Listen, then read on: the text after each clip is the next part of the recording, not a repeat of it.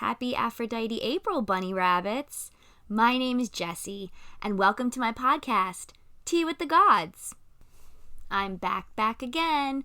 There's no way I was going to let April slip by without a tea party or two. I miss sipping and spilling tea with you all, and Aphrodite was long overdue for an official episode. If you don't know, April is Aphrodite's sacred month. Why?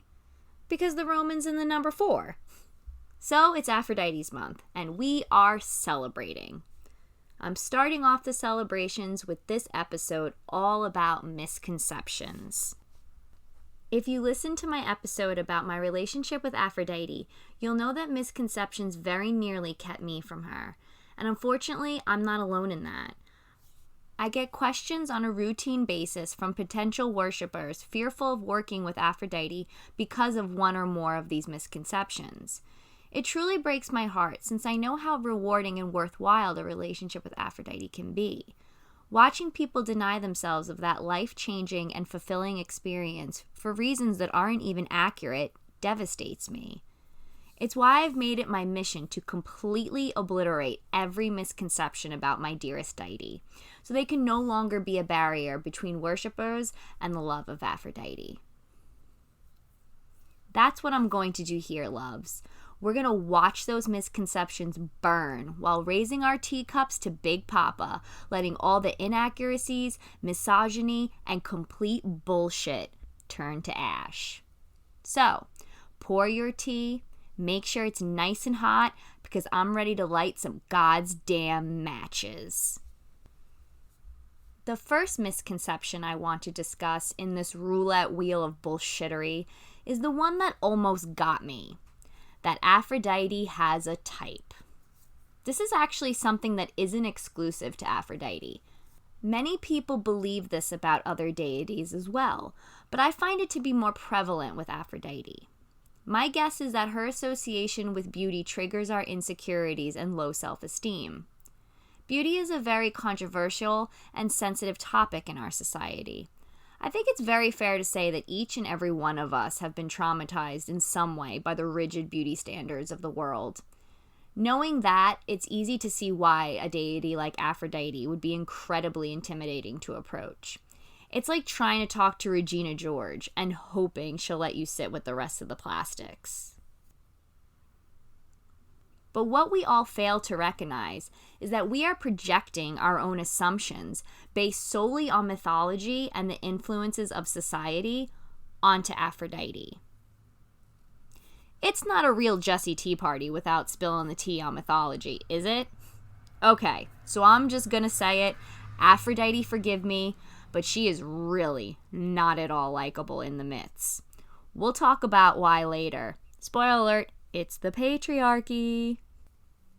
She's mean, vain, cruel, jealous, self-centered, and really seems to not like other ladies. She's the stereotypical mean popular girl. So, Regina George. And that image is absolutely the image that has been perpetuated time and time again throughout media. The inner circle of the popular girl is exclusive. That's part of her power and desirability. Being one of the chosen few who gets to walk by her side or sit with her at lunch sends a message to everyone else that you're essentially better than them. Having the top tier of the social hierarchy deem you worthy enough to orbit closely around her gives a sense of specialness. And the interesting thing is that kind of interaction can also be seen when we're discussing the divine. Worshippers feel a sense of worthiness, specialness, and even superiority when a god reaches out to them. The thing about the popular girl is that we know we likely won't ever be accepted in her inner circle, since she is very selective with who she allows in. And maybe we don't even want to, or we convince ourselves we don't. But regardless, there is always a tiny part of us that kind of wishes we could be part of that exclusive club. And here's where we find our way back to Aphrodite, and my overall point. In our minds, whether we're aware of it or not, Aphrodite represents the popular girl, and her worshippers are her exclusive inner circle. An inner circle we truly wish we could be a part of, but we know we can't, because society has already told us whether we're worthy or not. The type of girl, and notice I keep saying girl. Oh, we'll get to that one later as well. The type of girl that is thought to get accepted by Aphrodite is, of course, stunningly beautiful, fashionable, hyper-feminine, and loved and adored by everyone, especially boys. But this whole depiction of Aphrodite is an illusion, started by mythology, adopted by media, enforced by society, and we all consumed and digested it. Just as Regina George isn't real, this caricature of Aphrodite is merely fiction. The concept of types do not exist in her world, especially because Aphrodite herself doesn't even fit into a type, as we'll later see. So why would she force that on her followers? Not to mention her most well-known aspects, love and beauty, actually help to prove my point, which leads me into the next misconception. Because society has very limited and one-dimensional definitions of love and beauty, we have created a habit of applying those watered-down meanings to Aphrodite. Beauty does not have one definition or one representation. Beauty exists everywhere, in everything, and in everyone. The color of your skin, the length of your hair, the shape of your body, your stretch marks, your dimples, your freckles, your scars, and your moles are not elements of you that will be judged by Aphrodite. They are parts of you that will be loved by her. Because to Aphrodite, we each are beautiful in our own unique way. Her role as the goddess of beauty isn't meant for a select few. Just as her epithet, pandemos, means of all, Aphrodite is the goddess of all of our beauty. She represents us all, just the way we are. Love is another aspect of Aphrodite's that is completely misunderstood and painfully oversimplified. Just like beauty, love isn't one-dimensional. Society likes to put romantic love on the ultimate pedestal, declaring it the only type of love that matters. But once again, society is steering us all wrong.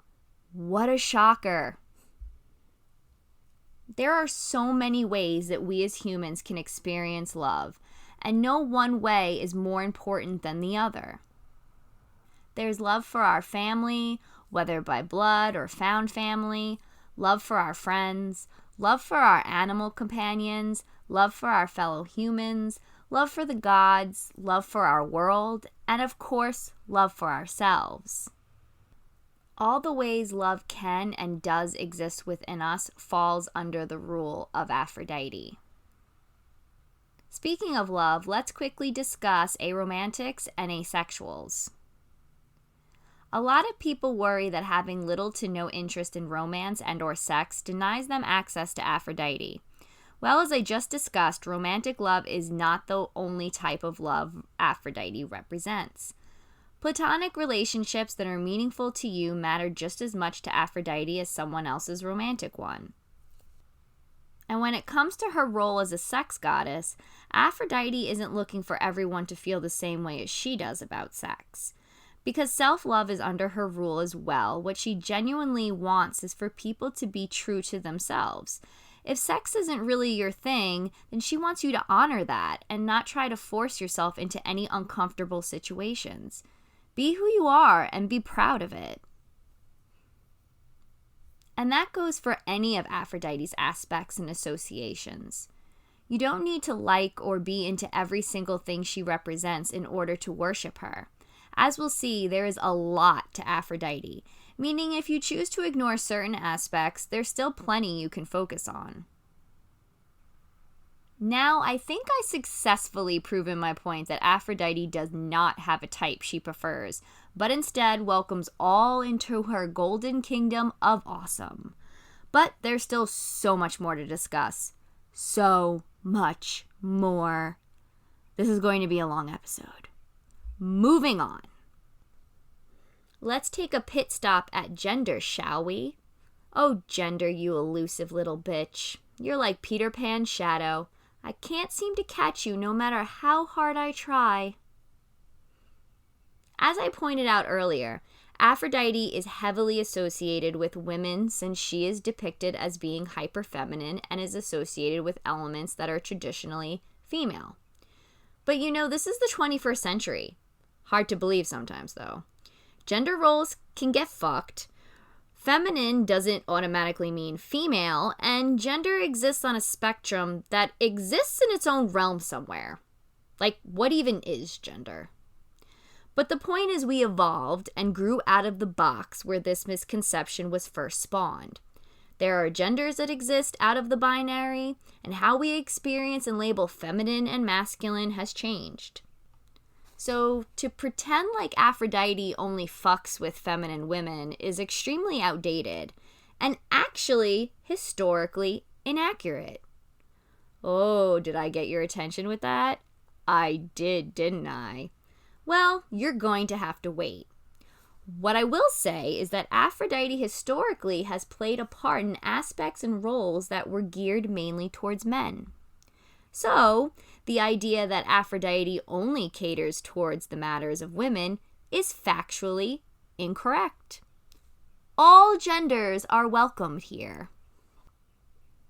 One of the biggest misconceptions has to do with Aphrodite's relationships with the other goddesses. It's surprising, or maybe unsurprising, how many witch and pagan books talk about how Persephone, Artemis, and Athena do not at all get along with Aphrodite. I get asked frequently if it's okay to worship other goddesses, mainly Persephone, along with Aphrodite. It's a falsehood that has unfortunately been spread far and wide, and the real problem is that it seems no one questions it. They read it online or in a book and just accept it as truth instead of asking the most important question. Why? Why is Aphrodite hated amongst most of the goddesses? Well, in the case of Persephone, since she's typically the one most pinned against Aphrodite, people cite the Adonis myth. And to sum it up for those who don't know, Aphrodite and Persephone fought over the pretty boy. And that's it. That's apparently why Aphrodite and Persephone hate each other so much that they can't be worshipped together. It's funny, because there are plenty of feuds within mythology, like Athena and Poseidon, Zeus and Ares, Athena and Ares, Ares and Poseidon. But I never hear anyone talk about not being able to worship any of those gods together, or any of the other gods who have feuded at some point in mythology. I wonder why that is. I wonder why two goddesses who had a small dispute would be seen as hating each other, but not so much for any of the feuds featuring at least one male god. What could it be? The answer, my friends, is misogyny. And we are back to shitting on mythology. Woo!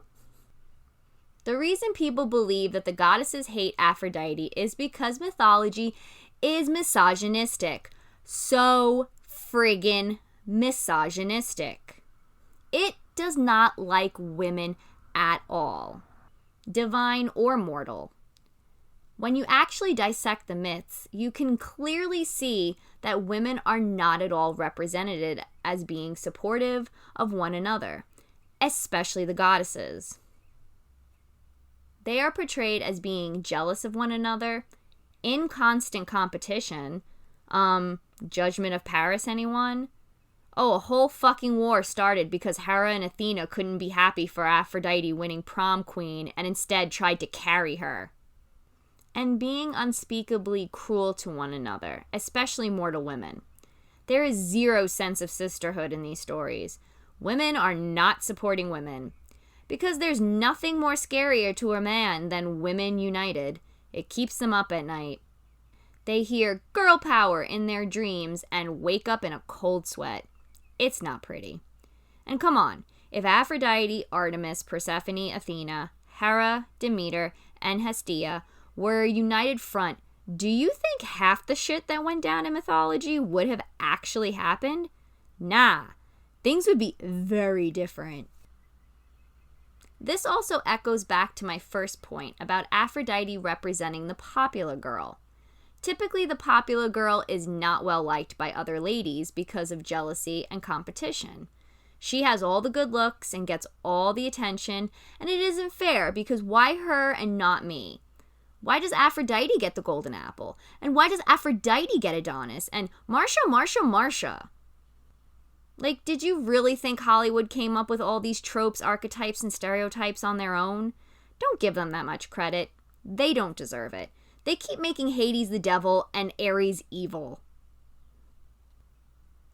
And to further back up my point, I've been an Aphrodite devotee for about 6 years now, and have worshipped both Persephone and Artemis alongside Aphrodite with no issue whatsoever. I've actually gotten the sense that they are quite close. Remember, the myths make no mention of any women-loving women relationships, which by itself is really a clear indication that the myths are not to be trusted. They aren't good representation of the Theoi as a whole, but it especially rings true for the goddesses. So please, please, please look past mythology and for God's sake, question everything you read and come across. Don't take any of it as fact right off the bat. Research it, talk to others about it, talk to the gods about it, sit and contemplate it. Keep asking why until you reach the end and only stop when you're completely satisfied. The very last misconception I'll be discussing is actually a setup for the next episode, so I won't be going into full detail about it now, but I do want to touch on it, both to get people mindful of it and also to get you all excited for the next episode. The fact that Aphrodite is way more than love, sex, beauty, and procreation. My research on our dear lady continues to show me how expansive her reach truly is.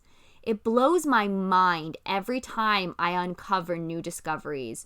She keeps surprising me, even when I think there's no surprises left. She has a war aspect, a death aspect, a political aspect, possibly some associations to medicine, and as stated before, associations to issues and concerns specific to men. I think the greatest misconception of Aphrodite is believing she's one-dimensional, because in actuality, she's a fucking universe. And there are galaxies still left for us to uncover and discover within her. And I've dedicated my life to searching her cosmos in hopes of getting a taste of who Aphrodite truly is. Just like the universe, I know I won't reach the furthest part, but I want to go as far as I'm able and learn as many of her secrets as she'll allow. And of course, share my findings with you all, which is exactly what I'll be doing next time. All right, turtle doves, I hope you enjoyed this episode. Please let me know your thoughts and what you're doing for Aphrodite April, if anything, in the comments or message me on social media. I'm the Pastel Priestess on Tumblr and Instagram, and Tea with the Gods on Twitter. And just a reminder that for the month of April, I'll be doing live streams dedicated to Aphrodite every Friday at 4 p.m. Eastern Standard Time over on my YouTube channel, which is the Pastel Priestess. I'll be holding a community prayer in honor of Aphrodite, dedicate the stream to her, and then we just discuss her. So definitely come hang out if you can. In difficult and uncertain times like these, it's nice to have a community to lean on. And I also encourage you all to allow your gods to support you and be there for you. Having the support system of the divine and the community is one of the biggest joys of faith and religion, so try and take advantage of it. I do wish you all the best and hope that you are doing well. Please take care of yourselves and those around you. Many blessings, my loves.